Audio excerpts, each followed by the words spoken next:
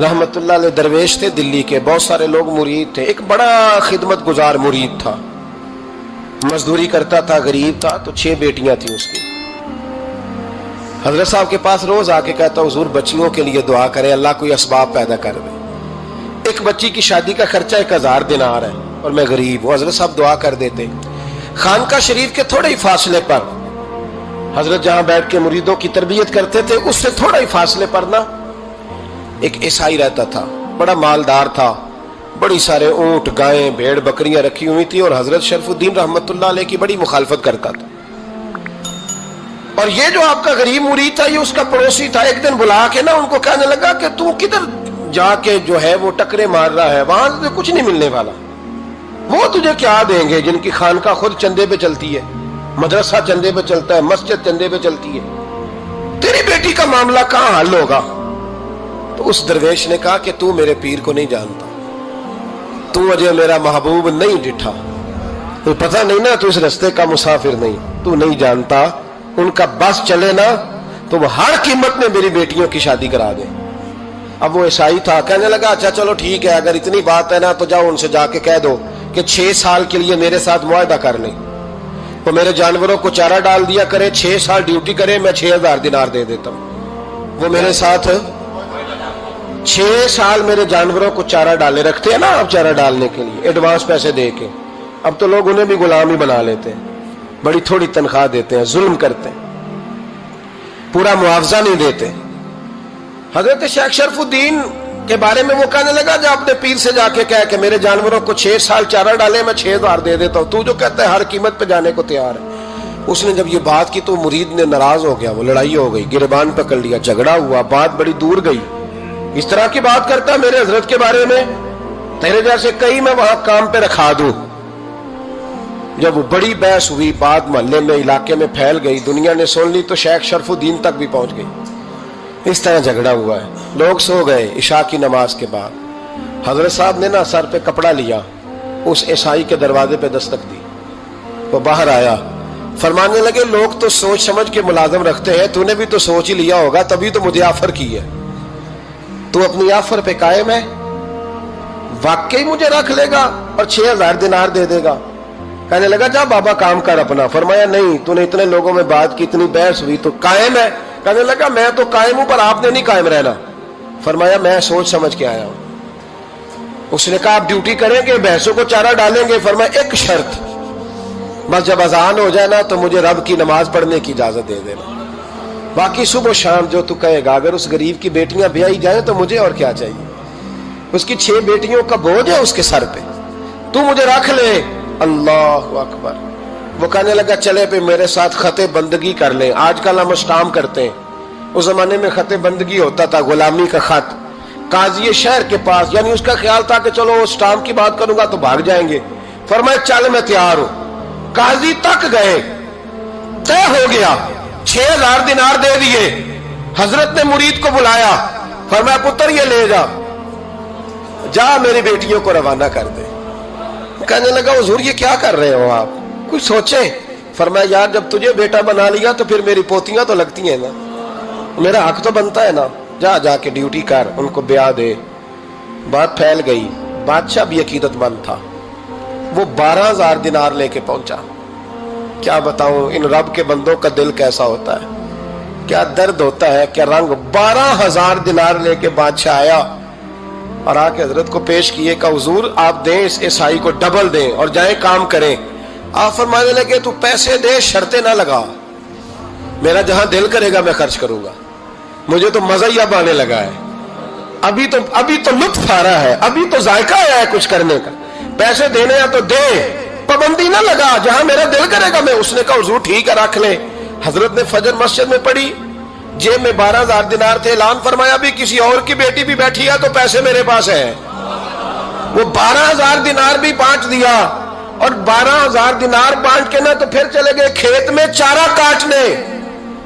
उस ईसाई को किसी ने बतलाया कि उनके पास तो 12000 आया है, पर तुझसे जान नहीं छुड़ाई उन्होंने, कि वादा ये हुआ था कि 6 देंगे तो जाएंगे, जब तक देंगे नहीं तेरे घर में काम करेंगे। वो ना चारा काट रहे थे, हजरत साहब तो वहां पहुंच गया, दूर जाके खड़ा हो गया, कहने लगा बाबा پہلے تو میں نے مسلمانوں کے اخلاق سنے تھے، اب تو میں نے دیکھ بھی لیے، پر یہ بتا جب 12,000 آیا تھا جان کیوں نہیں چھڑائی؟ تو حضرت چارہ کاٹتے کاٹتے رو پڑے، فرمانے لگے تو نہیں نہ جانتا یہ بیٹیاں سانجی ہوتی ہیں، پتہ نہیں نا، میرے رسول پاک نے تو حاتم تائی کی بیٹی کے سر پہ کپڑا رکھ کے کہا تھا بیٹیاں برابر ہوتی ہیں، تو یہ نہیں پتا جب اس کی 6 بیٹیوں کی شادی ہوئی ہے میرے اندر روحانیت کتنی بڑی ہے۔ فرمایا پھر 12,000 آیا ہے تو 2-4 بچیاں پھر گئی ہیں، تو یہ نہیں پتا میں اندر سے راضی کتنا ہوں، میں تیری نوکری کرتا رہوں گا، پتہ نہیں اللہ کتنی بیٹیوں کو بیاہ دے گا۔ اتنا رویا وہ عیسائی کے پیروں میں بیٹھ گیا، کہنے لگا بابا میں نے تیری مخالفت کی ہے پر تیرے قریب آ کے پتہ چلا ہے کہ تو بہت اونچے اخلاق کا مالک ہے، اور اگر تیرا یہ مقام ہے تو تجھے اخلاق سکھانے والے محمد عربی کی شان کتنی ہوگی۔ ظالم کی بولیے جاتے نہیں لوگ جھوٹے گواہ بن کے، وکیل صاحب کو نہیں پتا ہوتا کہ یہ بندہ مجرم ہے جو میرے پاس آیا، کیا مجرموں کے وکیل نہیں ہوتے؟ بولے تو اس کو پتہ نہیں ہوتا وکیل صاحب کو کہ یہ صاحب مجرم ہے، میرے پاس مقدمہ لے کے آئے، اور اگر بے ادبی نہ ہو جائے تو میرا خیال ہے قاضی عدالت کو بھی پتہ ہوتا ہے کہ مجرم کون ہے اور مظلوم۔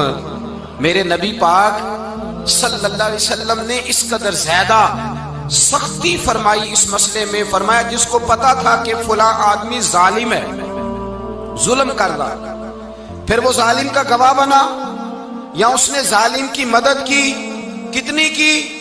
شارحین لکھتے ہیں چاہے اس نے ایک جملہ بول کے کی، چاہے ایک، سارے بولیے، چاہے ایک غریب کو اس نے ظلم کیا تو کہتے ہیں علاج یہ سی، چاہے ایک جملہ بول کے کی، شارحین اس حدیث کی شرح میں لکھتے ہیں ایک جملہ بول کے چاہے مدد کی، جس بندے نے کسی ظالم کی مدد کی کسی مقدمے میں یا کسی صورت میں اور اسے پتا تھا یہ ظالم ہے، میرے نبی پاک صلی اللہ تعالی علیہ وسلم فرماتے ہیں اگر اس نے مدد کی، ابھی ظالم کی بات نہیں ہو رہی، ظالم کے مددگار کی بات ہو رہی، اگر کسی نے ظالم کی مدد کی تو حضور فرماتے ہیں خدا بھی اس سے بری و ذمہ ہے، رسول بھی اس سے بری و ذمہ ہے۔ سنبھال کے رکھے اپنی نمازیں، قربانیاں، حج، زکوٰۃ سنبھال کے رکھے۔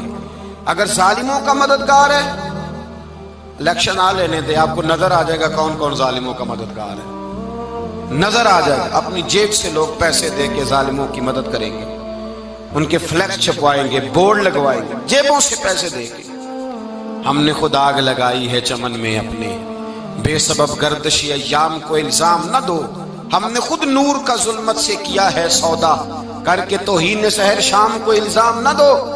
ظالموں کے مددگار میدان میں آ گئے، یہ چھوٹا لفظ نہیں، میرے حبیب پاک صلی اللہ علیہ وسلم نے فرمایا جو ظالم کا مددگار ہے سن لے جو سجن کے ساتھ کچہری جاتا ہے، وہ یاد رکھے جو دوست کا گواہ بنتا ہے، وہ یاد رکھے جو کہتا ہے میں مانگی گیا تھا، مجھے بلایا گیا تھا قبضہ چھڑانے کے لیے کسی غریب بیوہ کی جائیداد پہ، کب وہ سن لے تو مدد کر کے نہیں آیا، تو خدا کے ذمے سے نکل گیا ہے۔ رسول پاک نے فرمایا تیرا میرا تعلق ختم ہو گیا، تو ظالم کا مددگار ہو گیا، پھر تو کہتا میں بے چین ہوں، میں بے قرار ہوں، میں آزمائش کا شکار ہوں، پلٹ کے دیکھ تو صحیح تیرا گناہ کتنا بڑا ہے۔ میرے نبی پاک صلی اللہ علیہ وسلم کا ایک اور فرمان سن لیں، ابن ماجہ ابو داؤد میں موجود ہے، اس حدیث کو آپ نے یاد کر لینا ہے، کر لیں گے انشاءاللہ، سارے کہیے انشاءاللہ، کر لیں گے یاد۔ حضور صلی اللہ علیہ وسلم نے فرمایا اگر تو ظالم کی مدد کرے گا نا، یہ لفظ دل کی تختی پہ لکھ لینا، یہ مکافات عمل ہے، مکافات عمل دنیا، ادھر کرو گے تو ادھر بھرو گے۔ فرمایا اگر تو کسی ظالم کی مدد کرے گا، سن لے حضور کا فرمان ہے، اگر تو ابن ماجہ ابو داؤد سیاہ میں موجود ہے، فرمایا اگر تو کسی ظالم کی مدد کرے گا تو رب تعالیٰ مرنے سے پہلے تیرے اوپر بھی ظالم کو مسلط کر دے گا، تیرے اوپر بھی ایک دفعہ ظلم ضرور ہوگا اگر تو ظالم کی، وہ کسی صورت میں بھی ہو سکتا ہے، کسی صورت میں بھی تیرا بیٹا ہی اٹھ کے ظلم کر دے گا، تو الجھ جائے گا، کسی نہ کسی جگہ تیرے لیے تباہی کا سامان ہوگا، تیرے اوپر ظلم ہوگا، اس لیے کہ تو ظالموں کا مددگار ہے۔ چاہیے یہ تھا کہ تو مظلوم کی مدد کرتا، انسانی ایمانی یقین کا فریضہ سر انجام دیتا، تو ظالموں کا مددگار ہو گیا۔ ٹٹول کے دیکھ لیں، رزلٹ نکال کے دیکھ لیں، ہمارے زمانے میں ظالموں کے مددگار زیادہ ہیں، اتنی لمبی زبانیں نکال کے ظالموں کی مدد کرتے ہیں، بڑے بڑے کالم نویس اللہ نے انہیں قدرت دی لکھنے کی، تو اپنا قلم ظالموں کی مدد میں خرچ کرتے ہیں۔ وہ لوگ جن کو اللہ تبارک و تعالیٰ نے قدرت دی، ہمت دی، طاقت دی، کچھ لوگ ان کے حلقہ احباب میں، وہ اپنے لوگوں کو استعمال کر کے ظالموں کی مدد کرتے ہیں، ظالموں کی مدد کرتے ہیں۔ میرے نبی کریم سید عالم نور مجسم صلی اللہ علیہ وسلم نے فرمایا، اگر تو نے ظالم کی مدد کی تو جب تک تو توبہ نہیں کرے گا رب تجھ سے ناراض ہی رہے گا۔ اللہ تجھ سے، او بھائی جس سے رب بھی ناراض ہو گیا، نہ کھانا نہ پینا نہ سونا نہ جاگنا نہ نیند، پھر تیری ہر چیز تیرے لیے آزمائش ہو جائے گی، پھر تیرا سایہ بھی تیرے لیے خوف کا سامان بنے گا، پھر زندگی جیتی جاگتی لاش بن جائے گی، تو اپنے کندھوں پر اپنی میت اٹھائے پھرے گا جب تو ظالم کا مددگار ہوگا۔ اور نبی پاک صلی اللہ علیہ وسلم نے فرمایا ظالموں کا مددگار بھی ظالم ہوتا ہے، ظالموں کا مددگار بھی، سارے بولے ظالموں کا مددگار بھی نہیں، کو نہیں، آپ سارے نہیں بولے، ایک دفعہ بولے ظالموں کا مددگار بھی، پکی بات ہے، ظالموں کا مددگار بھی۔ اللہ اکبر، جس کا یارانہ ہو، جس کا دوستانہ ہو، جو کہے میں نے نا اس کو اوکھے ویلے کے لیے ظالم کو یاد رکھا ہوا ہے۔ کبھی مشکل میں رکھے نہیں ہوئے لوگوں نے ظالم دوست، کہتے میں نے رکھے ہوئے ہیں، بلکہ ہمارے دیہات میں تو کہتے ہیں میں نے بازو بنائے ہوئے ہیں۔ کس کو بازو بنا لیا؟ ظالم بھی کبھی بازو ہوتا ہے، جو ظلم کی تلوار لیے میدان میں کھڑا ہے۔ قارون، حامان، فرعون، نمرود کا حال نہیں لوگوں نے دیکھا؟ اپنے زمانے میں آپ نے کتنے لوگ نہیں دیکھے جن کے سائے سے، آواز سے لوگ کانپتے تھے؟ پھر پولیس کی گاڑیوں میں وہ اس طرح مردہ پڑے کہ دنیا نے تماشا دیکھا ان کا۔ یہ رنگ ہم نے دیکھے نہیں اپنے آنکھوں سے۔ فرمایا ظالم کا مددگار بھی، جو کار میں بٹھا کے لے کے گیا وہ بھی ظالم، جس نے چائے پلائی وہ بھی، جس شخص نے کھانا کھلایا وہ بھی، جو کچہری تک ساتھ گیا وہ بھی، جس نے فلیکس کے نیچے، بڑے شرابی کے نیچے چھوٹی اپنی فوٹو لگائی وہ بھی، جو ووٹ کی پرچی ڈالنے گیا وہ بھی۔ کہہ دینا باہر نکل کے کہ حضرت صاحب نے سیاسی تقریر کی ہے۔